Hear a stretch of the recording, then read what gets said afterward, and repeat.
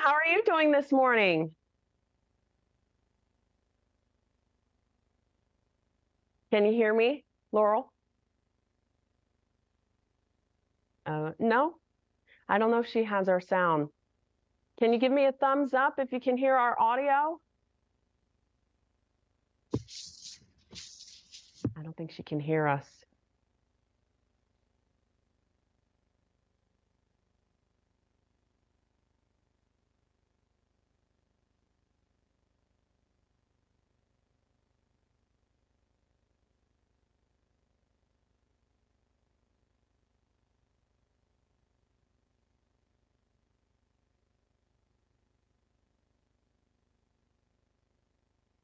Good morning, Laurel. Can you hear us?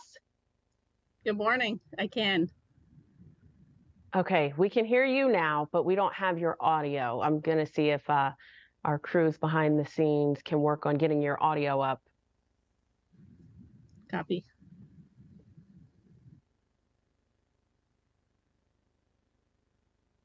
DeMarcus, how's the audio? Okay, still.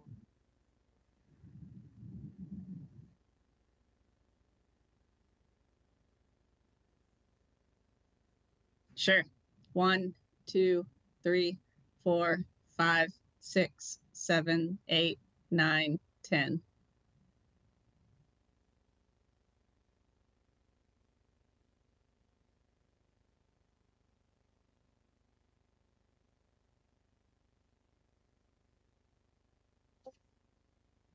One, 2, 3, 4, 5, 6, 7, 8, 9, 10. Awesome, Laurel. We great. have your audio. Thank you so much for joining us. All Yeah, right, thank you for so calling. we'll just get right into it. How are you feeling? This is your first mission into space. Are there nerves working? Tell me how you're feeling. That's a great question. I am feeling very excited, of course. It's also funny, just as we're getting into these final few weeks before launch, I've just been so focused on training and final exams here in Star City that I kind of forget that I'm actually going to space. And then every now and then it'll just hit me that our launch is in a couple weeks. And that'll just be in little moments like a couple weeks ago, I video chatted with Frank Rubio, who's on board Space Station right now, waiting for me to get there so he can come home. And he was talking about setting up our crew quarters or, our personal hygiene stations where we take showers. And it's those just little details of daily life that's, suddenly jolt me. And I realized, oh, in a couple weeks, I'm going to be on board the International Space Station. So I'm guessing it's exciting. It is very exciting. Now, you talked about hygiene and things like that. For people at home, how does one take a shower or, bathe in space? It's kind of it's a longer process than on the ground because we don't have running water, of course. We actually use bags of water and towels. And so we just, it's a process of, for example, washing your hair, squirting a little bit of water onto your hair, rubbing some soap into it, and then just doing that over and over again until you've gotten all the soap out. So it takes a little bit more time than it does on Earth. And what was the preparations like preparing for this, the training that goes into preparing, I guess, your body and your mind to head into space? Well, I've been training for 2 years now, and of course, doing all of the technical training to get ready for the mission, but then also doing a lot of physical training to prepare my body just to be in space, to hopefully get to do some spacewalks, and to be as strong as I can for the mission. And then also mentally just preparing myself as I go into all of these different training events, trying to think about, when I'm doing this on orbit, what it's going to be like so that I can train the way that I'm going to fly. What inspired you to be an astronaut? I've wanted to be an astronaut since I was a little kid. I grew up in Houston, as you know, and so I had NASA right down the street. And growing up, I always wanted to be an explorer. I was always dreaming about far off places and cultures and people that I'd never met. And having that early exposure to NASA at NASA Johnson Space Center, just from an early age, I latched onto the idea of being an astronaut. Do you have any advice for young girls who may want to follow in your footsteps? Yes, I'd say do things that scare you. All of those new experiences help to broaden your horizon and help you learn both who you are and learn about the world.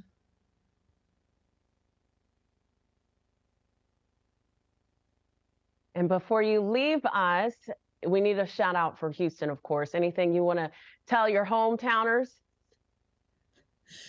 Just that I can't wait to see Houston from space, and I'm looking forward to sharing the mission with all of you.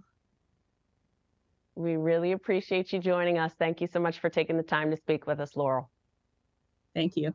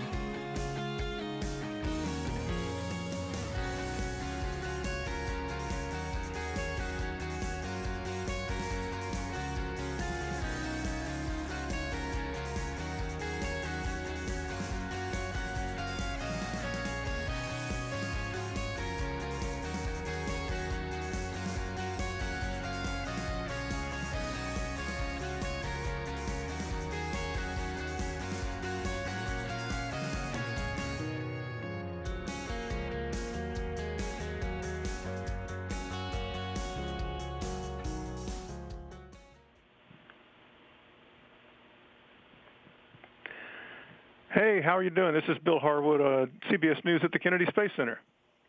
Hi, Bill. Great to hear from you. Hey, it's nice to hear from you. It really is. I've only got a few minutes, so I'm just going to jump right in. And one of the questions I always have for folks flying up on the Soyuz is tell me your impressions of your crewmates. What's it been like working with them and certainly with Oleg, with all the expertise he has, lessons learned and that kind of thing? How's that been going? Yeah, it's been going well. I am excited. Obviously, Oleg Kononenko is an extremely experienced commander. This will be his 5th mission for Oleg. And so it's been really neat to get to work with him and learn from him as we go through all of our Soyuz training. And then our pilot, Nikolai Chub, this is his first flight, so it's neat to get to share that with him. And he is just extremely technically competent. And so it's been a lot of fun getting to work with both of them.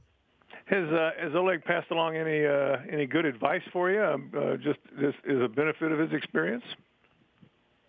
Yeah, he's shared some things about just living at life on board station, taking photographs from the space station, for example, and then just what the whole experience of launch and like ascent and docking and the mission will be like.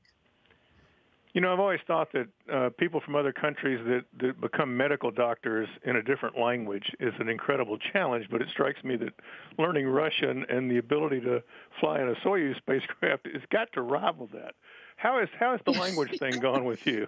How is that going? Well, we actually we have astronauts who are both doctors and learn Russian and fly Soyuz, so they're very impressive. Russian's probably one of the more challenging parts of training for me. Learning languages definitely doesn't come easy. But once I started traveling here, first as the director of operations in Star City, and then for training and learning more about the culture and making friends here, it's gotten easier and easier to learn the language and be motivated to study all the time. And one question I've always had is when you take your qualification exams over there, How tough is that? Is that like an exam I would have, a college-level exam in a technical subject that you're doing in a second language? Yeah, so we actually just finished our qualification exams. I had the Russian segment, so Russian side of space station exam on Monday, and then our Soyuz qualification exam yesterday. And they're challenging, but it's really in the breadth of information that we need to know. For Russian segment, for example, it's everything from how the technical systems work to doing public affairs events to taking photos. And so it's just this wide variety of work that we need to do. And then the Soyuz exam, of course, is always very challenging and fun because the instructors just throw failure after failure at us, and the crew has to figure out how to respond to those failures. Speaking of that, with the progress of Soyuz coolant leaks, I'm just wondering and I realize that those are kind of a little bit open issues, but apparently a coincidence. But what's your confidence level in the vehicle you're going to be trusting to ride to orbit? I have no doubts about the Soyuz that we're going to fly. I'm very excited about it and getting to fly Soyuz. Well, one more question along some of those lines, and this is not a political question, I swear, but I'm interested, since you're before you were assigned to this mission when you were working in Moscow, and now that you are assigned to the mission, what is it like at the working level, working with the Russians, when there's this obvious conflict between the two countries? I mean, how does everybody get along? I would say there's no change. My crew is very focused on launch. All of our instructors are very focused on getting us ready. And just at a broad level, NASA and our space station partners are all very focused on safe and professional missions. I've heard you say that you grew up in Houston and that you wanted to be an astronaut from a young age. When did that first occur to you, and when did you realize it was an actual possibility? So my parents told me that I've been talking about being an astronaut since I was around 8 years old, so second grade. I got to grow some tomato seeds that had flown on space shuttle, and that was kind of my first interaction with NASA at that age. And then honestly, I'm not really sure when I thought it would become a possibility. I had gone off into ocean science and was doing ocean engineering, but I always had it in the back of my head that I should at least apply, because if you don't apply, there's 0% chance of becoming an astronaut. So I applied a couple times, and then I was pretty surprised to get to interview and then have the honor of being selected. And you've kind of addressed this, but from a personal standpoint, I mean, I think the prospect of flying in space must be, you've already said this, really exciting, obviously, but, what are you looking forward to? I know everybody looks forward to the view out the cupola and being weightless. I've been in the Vomit Comet and had a little bit of weightlessness, 30 seconds at a time. And it was so magical, I can't imagine 6 months of that. So is that really the top of the list? Yeah, it's hard to imagine because I did have that limited microgravity experience, what it's going to be like when we're actually in space in those first few minutes where we're weightless, and then that just doesn't go away for 6 months. So I'm looking forward to that feeling, and just kind of learning how to live and work in space, do all of the daily tasks, that you would do normally here on the ground, and then also all of the science and maintenance that we're going to get to do. So just kind of that day-to-day experience of working in a 3D environment versus a 2D environment. And then I'm also just really looking forward to the relationships with my crewmates that I'll have and with everybody on the ground, and just getting to share that whole experience with everybody. Yeah, this is kind of a dumb question because I know you're really looking ahead to the very next flight, but the Indians just successfully landed their lander on the moon near the South Pole today, just a few minutes ago, actually. Pretty neat mission, and obviously there's a really renewed interest in the moon. Is that something that would interest you down the road? And I do realize that's a dumb question to ask somebody who's getting ready to go off on a 6-month trip to the ISS, but the moon's out there. Just curious what your thoughts are. Definitely. I think all of us would love to go to the moon. It's a super exciting time to be at NASA right now.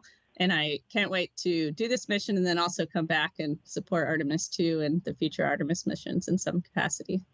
It's going to be awesome. One last question. I know that everybody who goes to the station wants to obviously do a good job when they're there.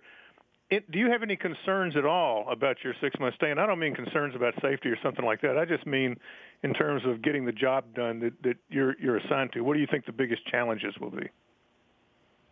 I think it's a good question. And I think for me, one of the bigger challenges that I'm anticipating is just not being able to go outside. Spending time outside is important to me, and it's kind of how I recharge my batteries. So I think it'll be really interesting to just see what it's like living in an environment where I can't just, pop outdoors for a few minutes to relax at the end of the day. And then also just the challenge of it, we're going to be very busy on board, so there'll be a lot of work. But I think even challenges like that are just something I'm looking forward to embracing and adapting to, because the environment is new and it's going to be so interesting. Well, I wish you the best of luck. I hope to talk to you in orbit, and I hope that, I hope you get a chance to walk outside. Who knows? But anyway, I hope you have a great flight. Looking forward to it. Thanks. Thank you.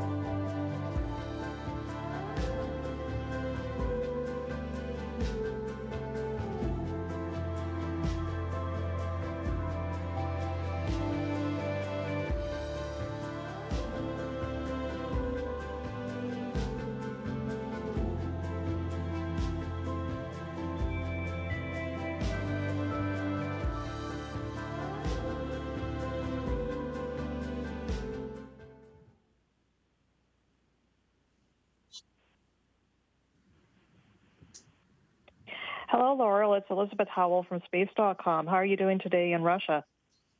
Hi, Elizabeth. Thanks. I'm great. That's great. I know that it's quite a familiar location to you, given that when you qualified as an astronaut, you became the astronaut office's director of operations in Russia. And so can you talk a little bit about what you were doing during that time? Yes. So after we finished our initial 2 years of basic training, I came out here as the director of operations to work in Star City. So NASA has a training office here, and I was supporting all the crews and training that come through Star City. And then before you joined NASA, what drew you to your work on marine science underwater vehicles at Woods Hole Oceanographic Institution? Initially, I applied to that job because I was interested in designing and building and testing hardware. What kind of hardware I wasn't very picky on. But then after I got to Woods Hole and got involved first in an upgrade to the Alvin submersible, which is a manned research submersible for the United States. Once I got involved in that and then in a bunch of other projects at Woods Hole, I became pretty passionate about my work there and was very excited to be there. And what's the biggest lesson you took from your submersible research that you think is going to help you during your mission? Oh, lots of things. I think there's a lot of overlap between oceanographic research and spaceflight. Probably some of my most the experiences that will help me the most and that are also the most memorable for me is all of the time that I spent at sea working on research vessels. I think those are very analogous to a space flight in that you're working in a fairly remote environment. You have a limited set of tools available to you, so you have to do all of your work with whatever you have on hand, the materials that you have on hand, and then you're also just working in a small operational group. So getting along with your teammates, dealing with issues as they come up and just kind of working through all of those challenges is very similar. That is totally relatable experience. And then as somebody who's obviously spent a lot of time working on vehicles that are in the water, does that affect somehow your perspective of space vehicle activities, such as docking or capturing them with the robotic Canadarm2? It's definitely something I've thought about a lot while I was doing all of my spacewalk training.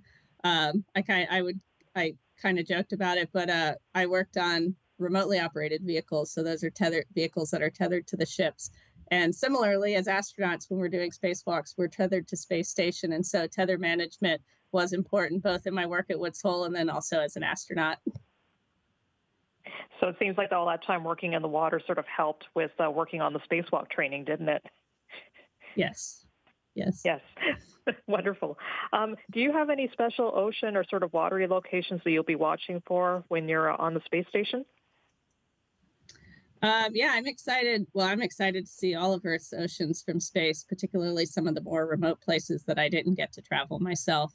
And I'm also looking forward to keeping an eye on where all the ships that I've worked on will be located and trying to spot them from space station, or at least wave as we fly over. Exactly. I know that with a couple of hundred experiments, it's really hard to pick favorites, but what are some of the science investigations that you're looking forward to doing?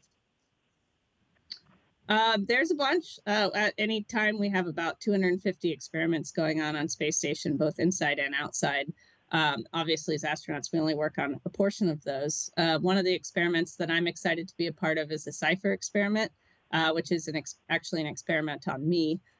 It's 14 different studies that are focused on all sorts of aspects of human health, everything from bones to psychology. And so I'm excited to be a part of that to help us learn more about how the human body adapts to the space environment and hopefully be able to take those lessons learned on future longer duration missions to the moon and then to Mars. That's great. And what kind of community outreach will you be doing while you're up there? So we usually do about 1 or 2 outreach events per week. And we do that with people from all over the world in the United States. And so I'm excited to get to do all of those events. And then I'm also excited to get to talk to the universities that I went to, get to talk to Woods Hole at some point as well. I know that part of the thing about being an astronaut is what you have this journey and you're able to sort of talk to others about that journey through these events. And so what kinds of things do you try to emphasize to maybe students or younger people that would be sort of looking to follow in your footsteps as they begin to progress through their career? Well, one of the most inspiring things to me about being a part of human spaceflight is just the message that I think that the International Space Station provides. And that is how much we can accomplish when we work together across, between different countries and different groups of people. And so that is one message that I hope to share while I'm on board Space Station. Okay, Loral, thank you very much for your time and good luck. Thank you.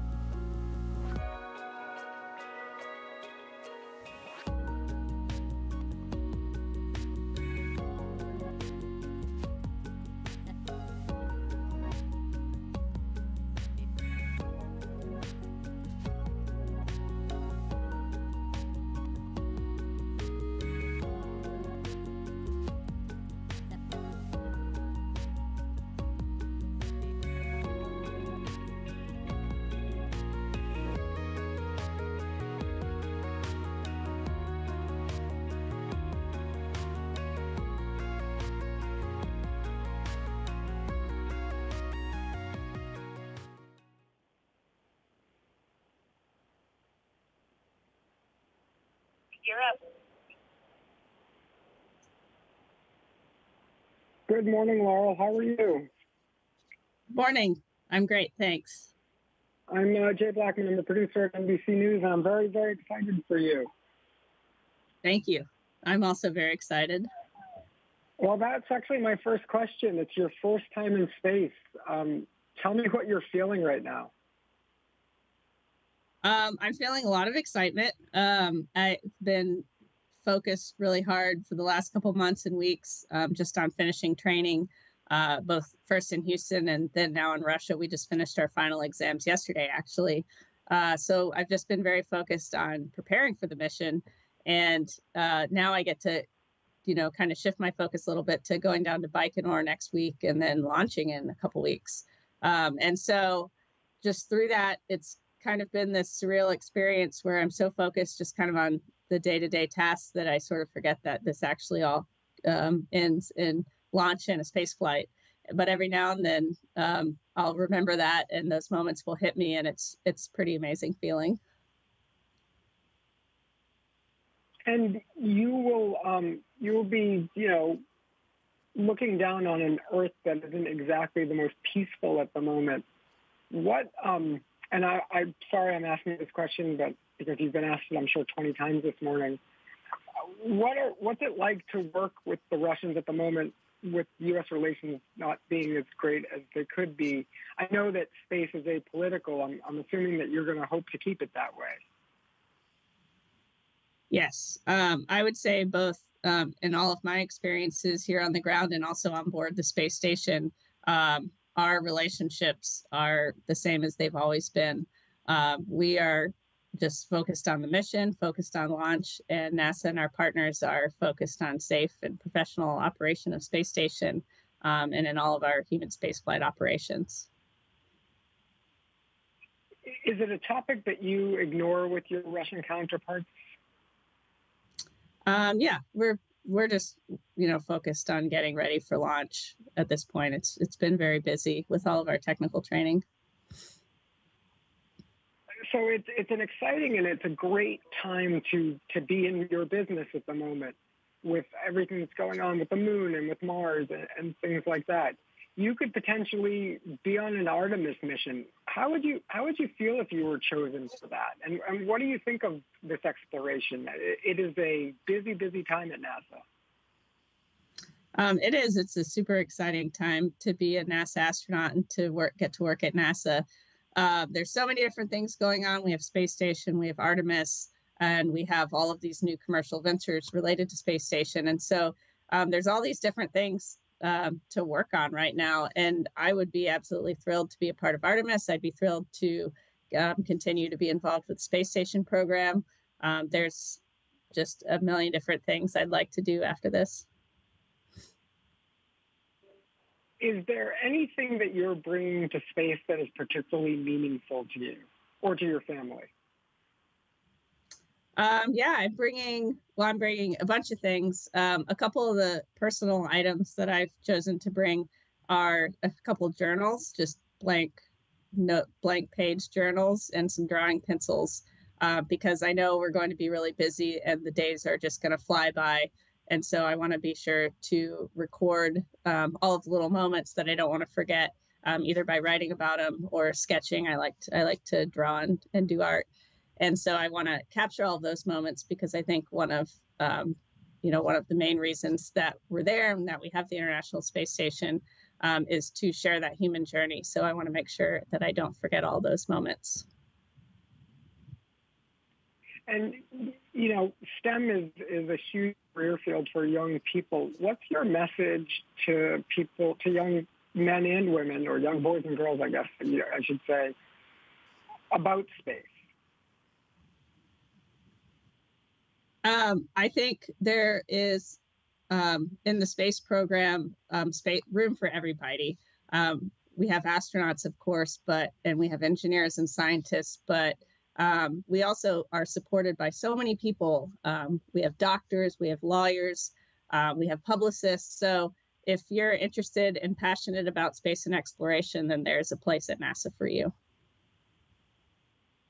When you were a young girl, did you ever dream that you'd be living on the space station and floating up into the cupola to look down on Earth? Is that something that ever crossed your mind? It definitely crossed my mind. I've wanted to be an astronaut, or I've been dreaming about being an astronaut since I was a little kid. And I definitely thought about it a lot when I was in high school and that age.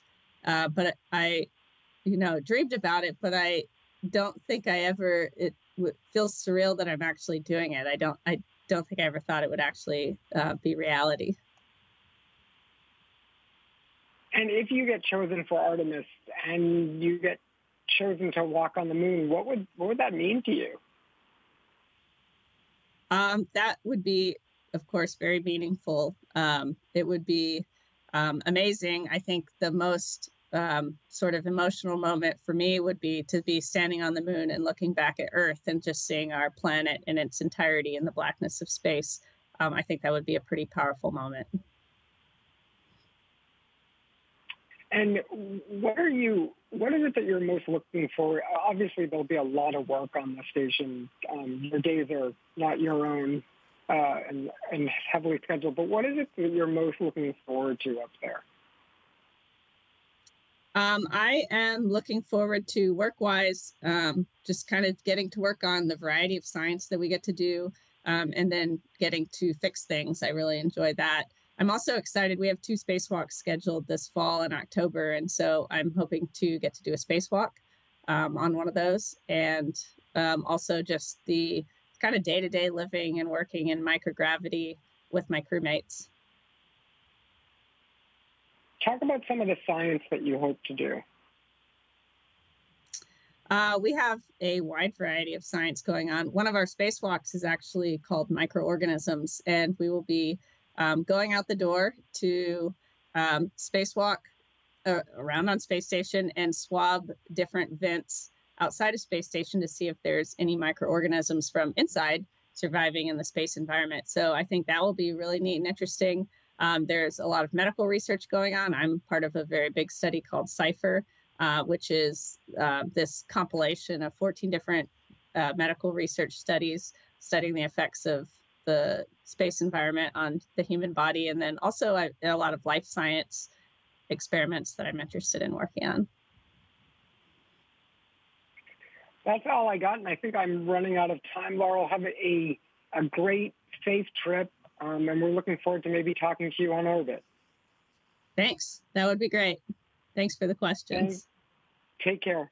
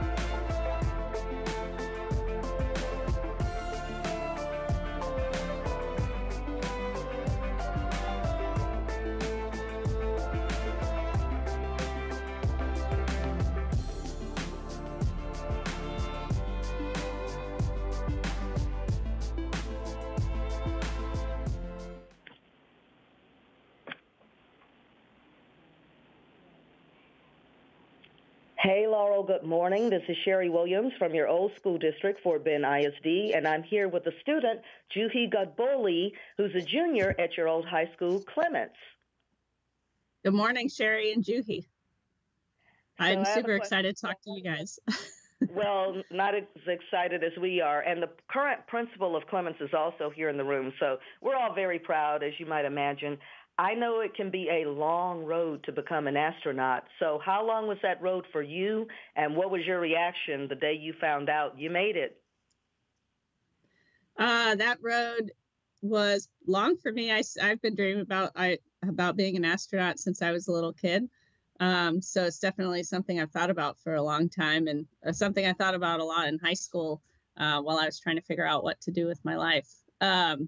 The day that I found out, I was at home for lunch from work, and I got a phone call. I knew we had been told that they would be calling everybody that day. So I was expecting a phone call, but it was a pretty surreal moment when I heard that I was being invited to come down to Houston. I hung up the phone and immediately called each person in my family to share that news. You know, when you say you want to be an astronaut and you say you thought about it since you were a little girl, it's almost like telling people, I want to be a movie star. I want to be president. And people may pat you on the head and say, well, good luck with that, because that's a surreal goal. But did you ever have anyone in your family who from the beginning was like, absolutely, you're going to do that? Yeah, I think so. One of the reasons that this feels so special to me, especially getting ready for my first mission, is that my family was so supportive the whole way. I said I want to be an astronaut, and they were always just kind of like, well, yeah, yeah, you should do that then. So I've just had this incredible support and encouragement throughout my life. And now Juhi has some questions for you. Hello, Miss O'Hara. My name is Juhi Godbole, and I'm a junior at Clements High School. And it is a very surreal moment talking to you. This has always been one of my dreams. But the first question I would like to ask you is, what inspired you and gave you courage to become an astronaut? I've had a lot of inspiration throughout my life from people I've gotten to know and work with, from my family. But I think some of the best advice that I was given early on was that there's no chance that you can become an astronaut or do anything that you want to do if you don't try. And so even before I think I met the minimum qualifications, I tried to submit an application, and then just tried a couple more times before I actually got selected. So I was just encouraged to, go ahead and try, even if you're not sure if you'll be successful or not. And for someone who wants to go into this field, what would they have to do in high school in order to reach their goal, or what courses would they have to take in order to be successful? I think in high school, really, the best thing you can do if you're interested in doing something like this or anything is just study all of the different subjects as hard as you can, because it really, becoming a well-rounded person is important no matter what career you choose to pursue. So studying hard in school, playing sports or doing something athletic just to stay in shape and take care of your health, those are all important things to do in high school. And finally, what advice or encouragement would you give to someone that would like to pursue a career in STEM? I would say to do things that scare you, and don't be afraid to ask for things that you want. Find a good mentor. Look at people who have similar careers to the one that you want to pursue, and try to get in touch with them, and just see how other people have gone through those journeys. But most importantly, don't be scared to take those first steps. Thank you so much, Ms. O'Hara, for your time. So, Laurel, Thank you. Juhi here says that she may want to be a doctor at NASA. And there are so many different things that people can do as part of NASA or even their contractors. Can you list some fields that people may not think about? Well, one thing that we like to say is that you can do anything at NASA that you could do in a small town. So we have everything from doctors, we have lawyers, we have artists, we have graphic designers who support us, and so or who work at NASA, and so you can do almost anything that you want to do and be supporting the space program. What do the graphic artists do?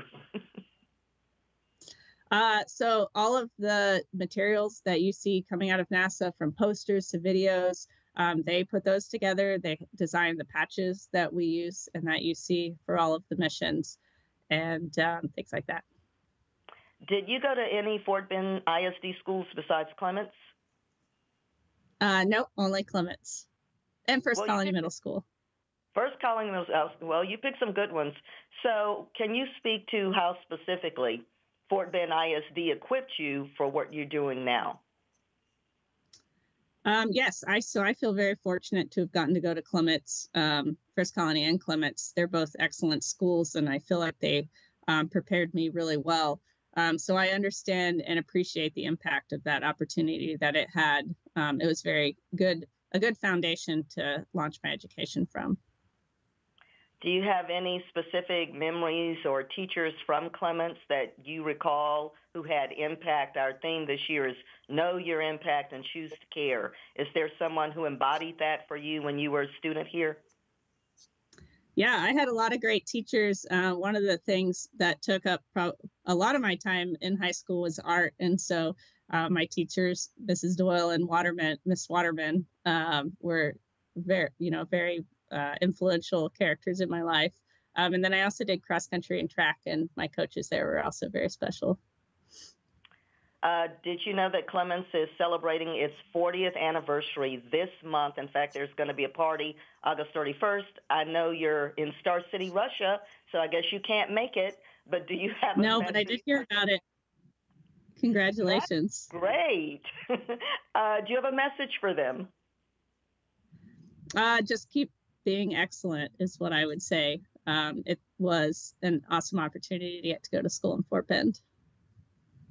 And this will be your first space flight, correct? Yes. So what do you think that's going to be like? Not many people in the history of man have ridden a rocket into space. What do you think it's going to feel like, smell like, sound like, all of it? I don't know yet, but I will tell you after I do it. I think it's going to be just an amazing experience. Just being in a completely new environment. Like space flight is something that we train for in all different kinds of ways on the ground, but we don't actually know what it will be like to be on the rocket and be in microgravity until we're doing it. And so I think just that whole experience of adapting to a brand new environment and working under all the different challenges that we'll have while we're on board is something that's going to be just an incredible experience. And lastly, what do you think will be your prevailing emotion? Wonder, fear, excitement? I think a mixture of wonder and gratitude to get to be a part of this mission. Well, we're grateful that you're going. Godspeed. And thanks for talking to us today from Star City, Russia. Thank you.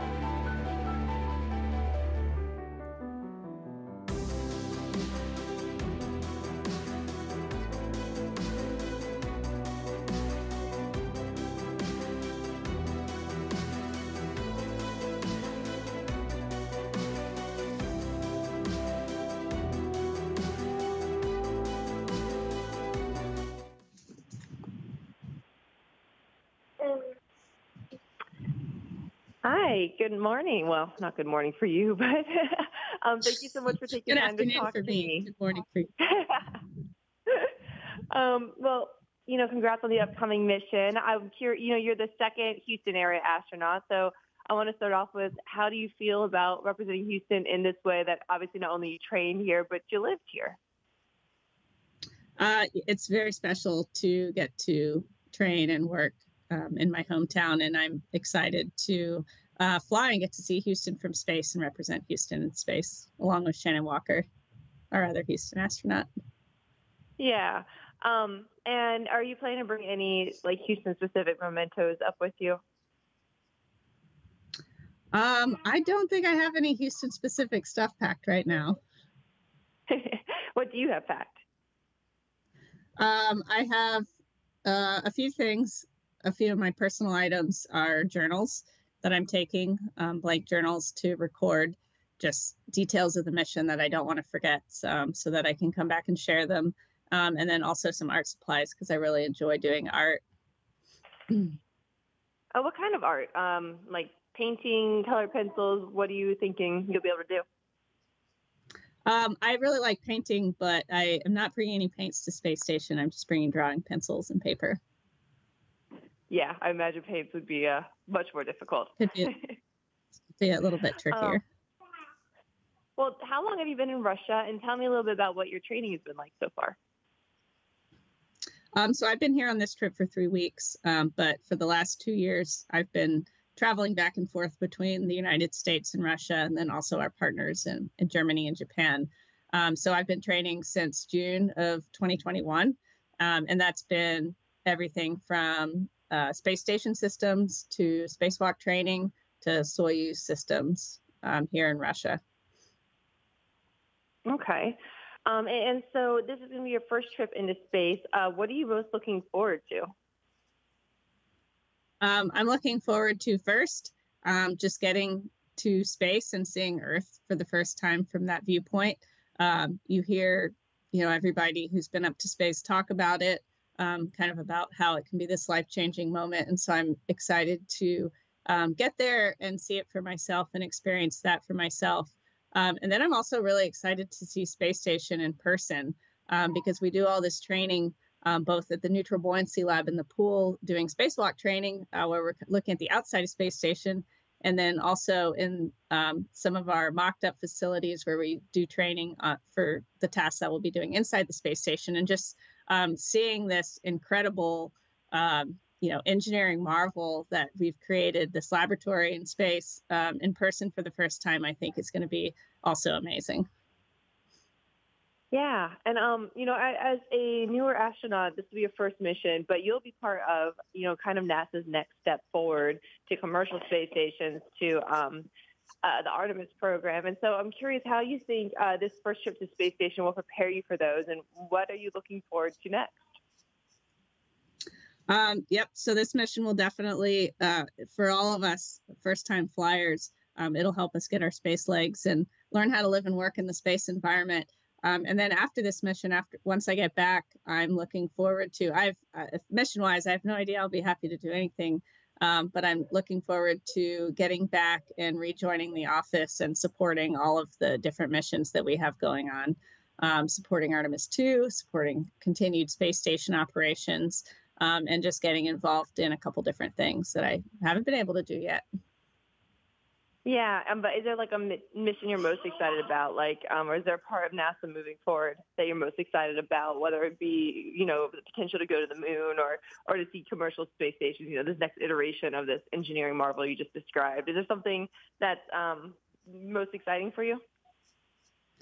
There's no one thing that's most exciting for me, but I have been supporting space station operations pretty much since I started at NASA. So I think it would be interesting to get to do a little bit of work in exploration, like related to Artemis or in the commercial crew program, just to get exposure to all of the different programs that we're working on. Yeah.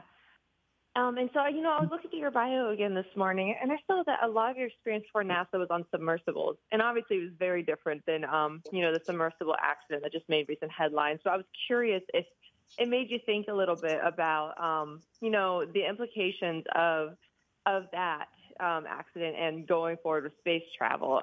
Did you have any of those thoughts when you heard the news? Not really related to my mission directly, but of course, we understand the risks that we're taking, and we do a lot of training to mitigate those risks, and be prepared to deal with, any situation that might come up. And so I feel very prepared for the mission, and ready to handle, any kind of experiences that we might have while we're on board, either during launch or during the mission. Yeah, I guess I'm sorry. I guess I meant more along the lines of, this new aerospace is starting where we're getting a lot of commercial participants going into space. And, obviously the Atlantis one was a commercial, like a tourist ride. And so I was just curious if you thought that could hurt like the commercial side of space as it was moving up. Obviously, I know everyone's prepared for safety, and I know your mission's very different than the commercial missions. And obviously you're a professional astronaut, but I was just curious if you had any thoughts around those. No, I don't think that will negatively impact, commercial space flight. We're committed, NASA's committed to supporting our commercial partners, and our commercial partners, I know, are also very committed to safety. And so in any new industry, things like that can happen, but, step by step, we're making it happen. Yeah. Okay. And so what does your next few days look like before you go up into space? And I'm so sorry. I've got a sick kid at home, so if you hear him squirreling in the background, that is what's going on. So from here, I have a couple more days in Star City, and then next Tuesday we'll fly down to Baikonur, and that will start our quarantine period for the 2 weeks before launch. And during quarantine, we continue to have a little bit of training every day. And then there's different events. We'll get to see our spacecraft for the first time, put on our real space suits and climb into our real spacecraft. So that'll be really neat. And then we just have some quiet time leading up to launch on September 15th. Are your family coming to see the launch? They are. Yeah, they'll get there a couple days before my launch. So I'll get to see them from a distance since I'm in quarantine, but it'll be pretty amazing to see them in Baikonur. Yeah, absolutely. And is there anything in particular about liftoff that you're looking forward to, or a little worried about, or excited about? That moment when the engines ignite in particular.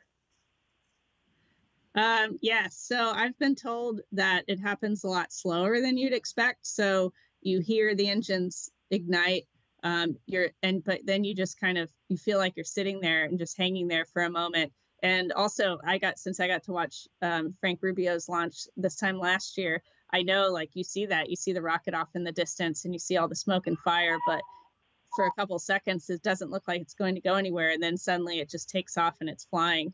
And so I'm excited to experience that moment from inside the rocket this time. Yeah. And also absolutely. know that family and friends are, standing there, also experiencing that as well, I think will be pretty special. Yeah. Is there any experiments you're most looking forward to doing on the space station? I'm looking forward to the variety of experiments that we'll get to work on.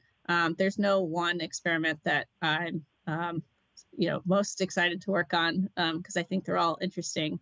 But there is one that I'm a part of because I'm the science experiment itself, and that it's called CIPHER, and it's a human research experiment that is studying all aspects of how the human body adapts and lives in microgravity. And so I'm looking forward to being a part of that. Yeah. And just as my last question, do you have any message you want to send to Houston or to, any of your teachers back here or your friends back here? Anything you want to say? Thank you for the support along the way, and I'm excited to share this mission with all of you. Awesome. Good luck. Have fun. Really appreciate your time this morning. Thank you.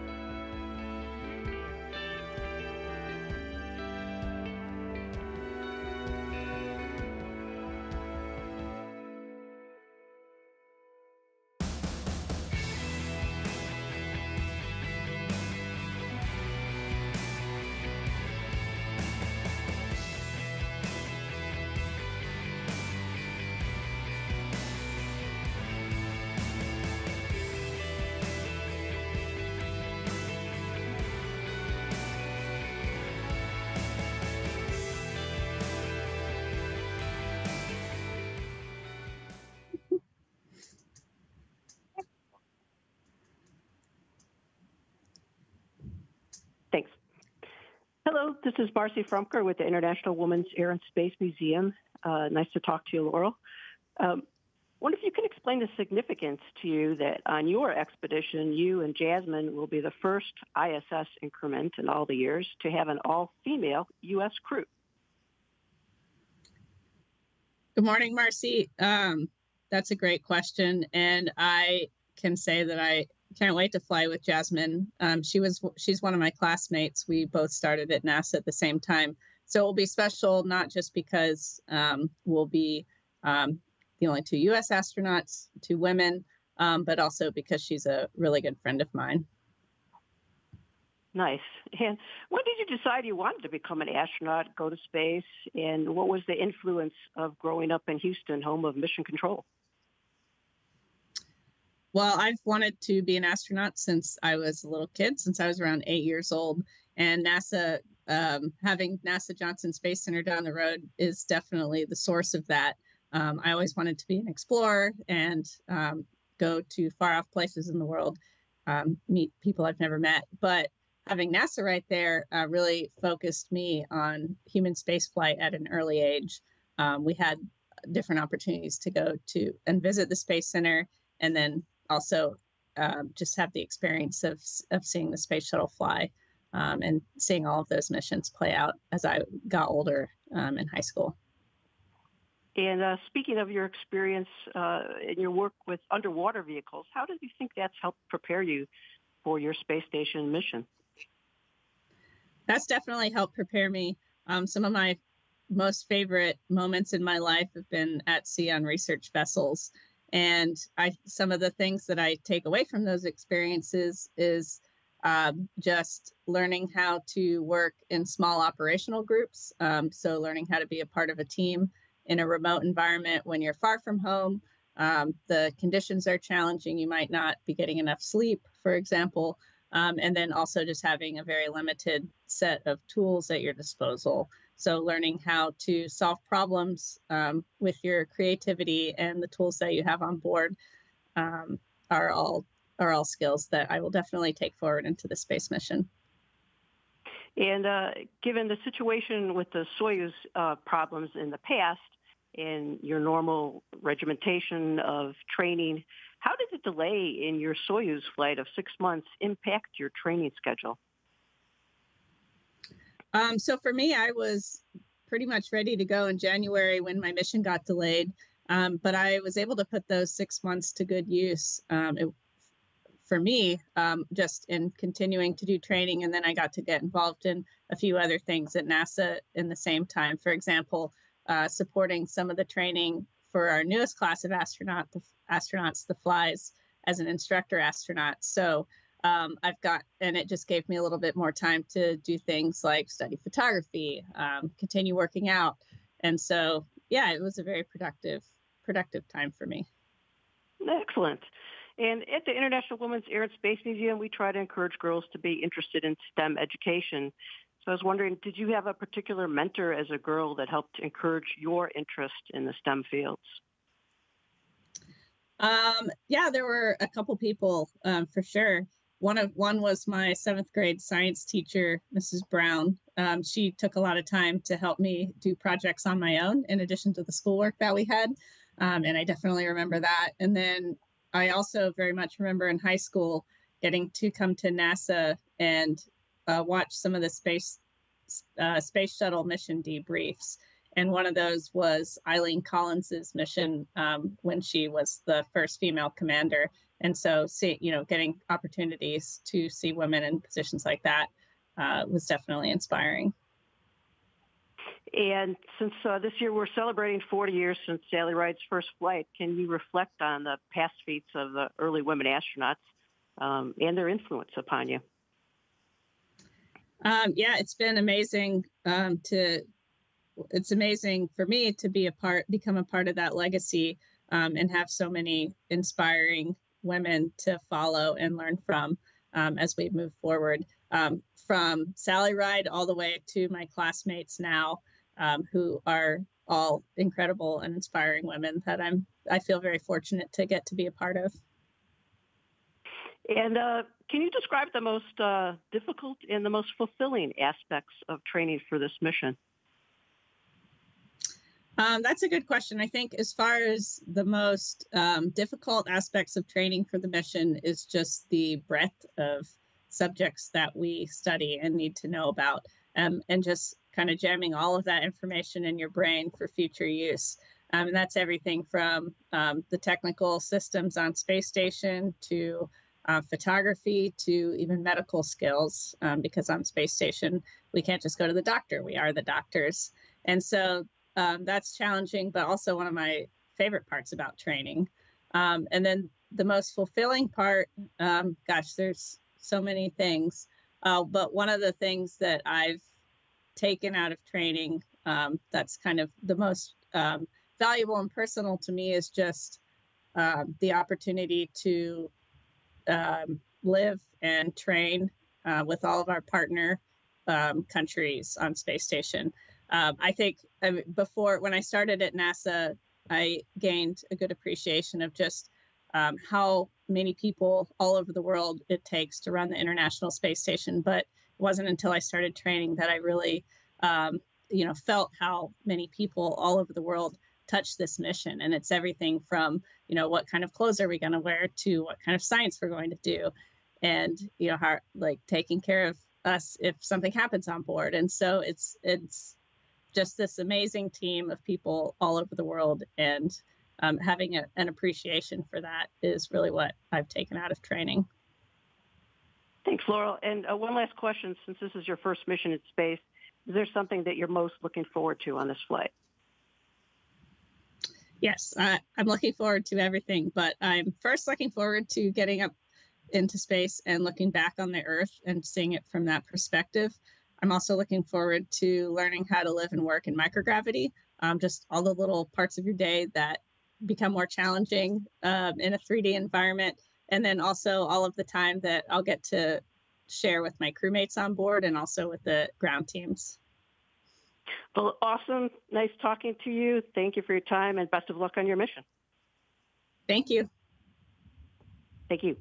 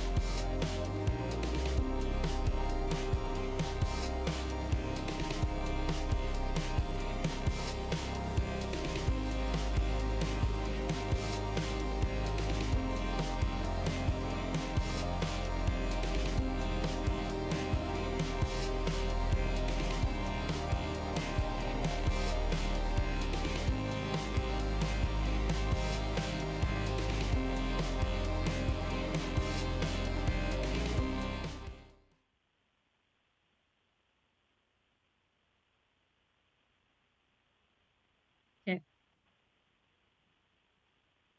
Good morning, Loral. Morning, Frank.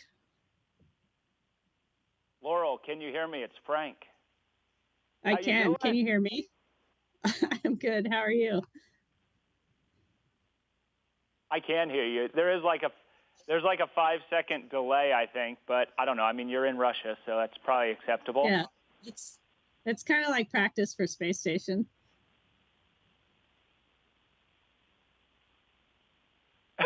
All right.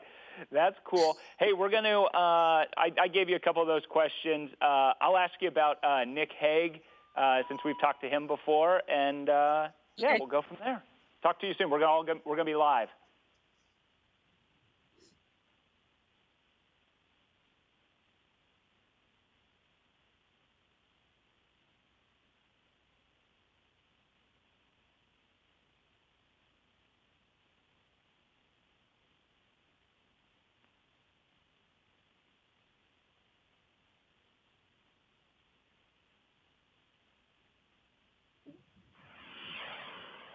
Jayhawk is headed to the International Space Station next month. Today we're joined by astronaut Loral O'Hara, and she happens to be a friend of mine from college. She is live at Gagarin Cosmonaut Training Center in Star City, Russia. That's going to explain about the 5-second delay we have. But as you were telling me in the break, it's kind of good practice for talking to you in space. Welcome, Loral. Thanks, Frank. It's great to talk to you.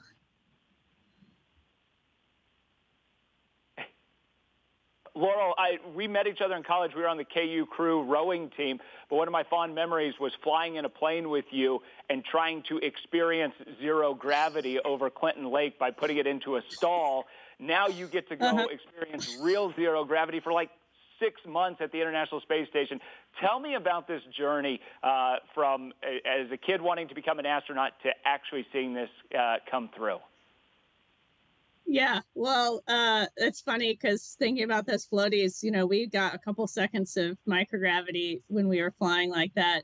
And one of the things that I think is just going to be crazy about this mission is sort of experiencing the start of that. So a couple seconds of microgravity, and then it just doesn't stop for 6 months. That's one thing that I'm super excited about. But yeah, I grew up in Houston, went to Kansas, like you said, to study aerospace engineering.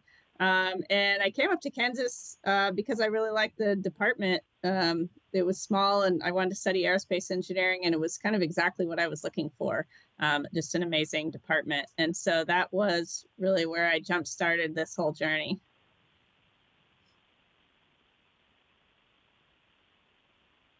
Tell me about this mission that you're going to be on. What is your role going to be? I know there's going to be some experiments, some of which may even be performed on you. Yes. So I'll be a flight engineer on Expedition 70. As astronauts, we are trained to do anything that needs to be done on space stations. So we get trained as the mechanics, we get trained as the scientists, the technicians, the doctors. So I'm looking forward to getting to do all of that. You mentioned some of the research is on me. That's true. I'm part of an experiment called CIPHER. It's studying all aspects of the space environment on the human body, everything from my bone density and how that responds to the psychology of how the human brain adapts to living somewhere that you can work on the ceiling.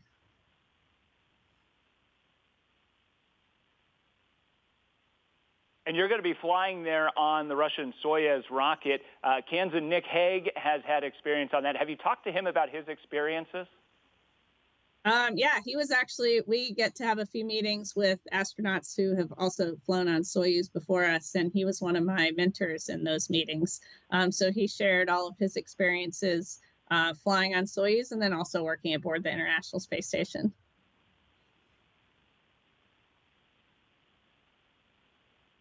As you know, Wichita is a huge aviation community, and that's played a role in your life. What role has that played is getting you to where you are today? Getting to live and study in Kansas, that's just this huge center of aviation in the United States, was really special. And at the time, as an aerospace engineer, it was just amazing to have all of those resources. I definitely remember going on school field trips or, class field trips in college to Wichita and getting to tour all the different factories there. And I think that was definitely where my love of designing and building hardware and testing and, testing and engineering operations came from, for sure.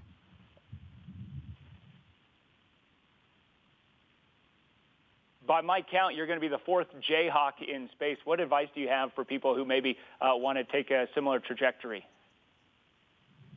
I would say don't be scared to take that first step. Don't be scared to try new things. All of those experiences broaden your horizons and help you learn more about yourself and learn more about the world.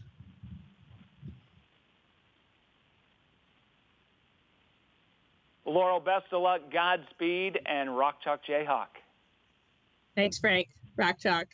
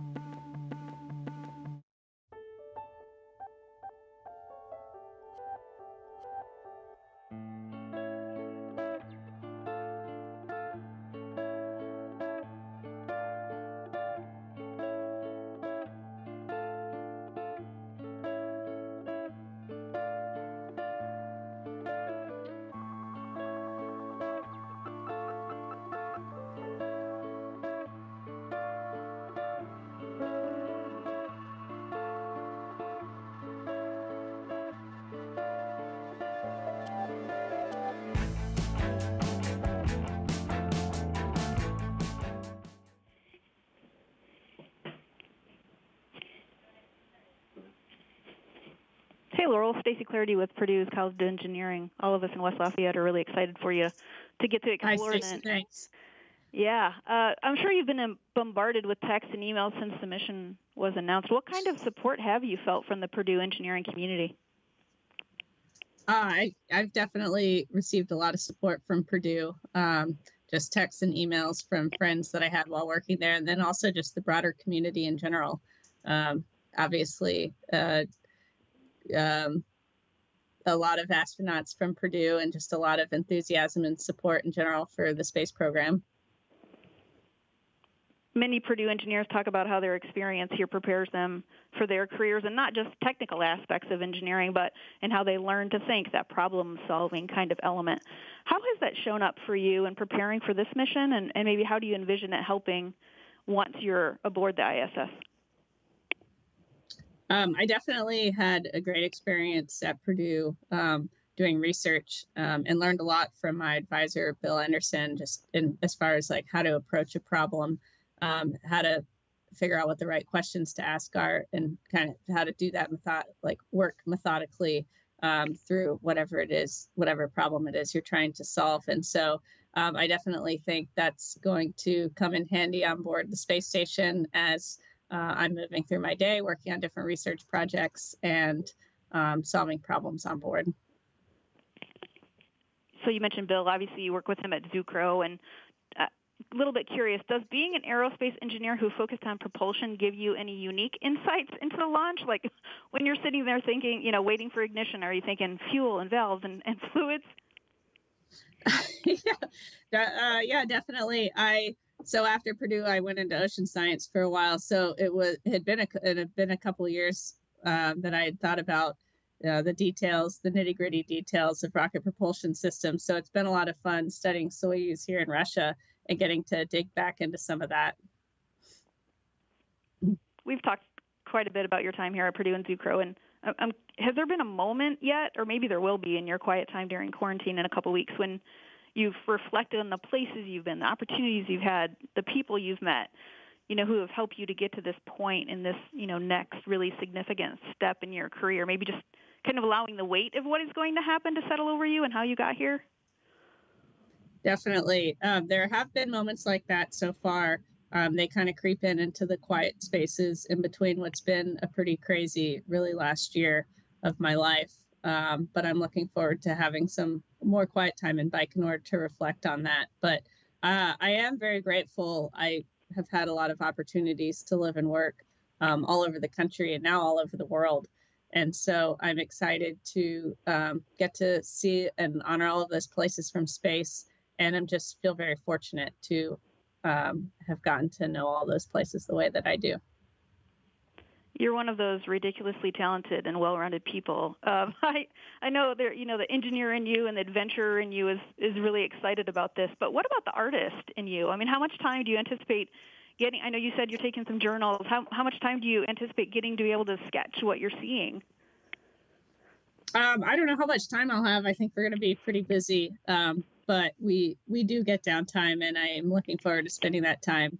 Definitely looking forward to spending quality time in the cupola, either writing or sketching some of the thoughts and experiences that I'm having. It's funny, you kind of need to train your mind that anything you do in space now is going to be really valuable when you get back. And so, those sketches you do are going to be so sought after. That's just putting it in there, a perfect gift to Purdue maybe in a couple of years. Yeah, it's easy. I can imagine it's easy for the days just to melt away when you're working all day, every day, and just kind of like fully engaged in the experiences that you're having. And so I want to be sure to capture those moments as they're happening. I know you mentioned that your parents and some of your family are going to be able to be there in Russia for the launch. How are they doing? How are your parents, your brother, your sister doing with it getting closer? Overall, they're doing good. I think the closer the launch gets, they're very excited to be able to come and see the launch in person. And I think it's a mix of nerves and excitement because kind of simultaneously, you're watching a loved one, get to do something they've been dreaming about their whole life. And so there's that, but then it's also sort of this kind of big thing that you're going up into space. And so it's a mix of emotions, like it is for me also, when I think about both the mission and also think about them being there to see it and them being a part of all of this. It's very special. How many boxes of Triscuits have you packed? I don't know. I asked for a lot, so we'll see what ends up there. Thank you so much for the time, Loral. Great to speak with you again. Safe travels. Can't wait for you to visit campus. Tell us all about it when you get back. Maybe we can snag a chat with you aboard ISS. That'd be great. I hope so. Thank you. Thanks, Laura.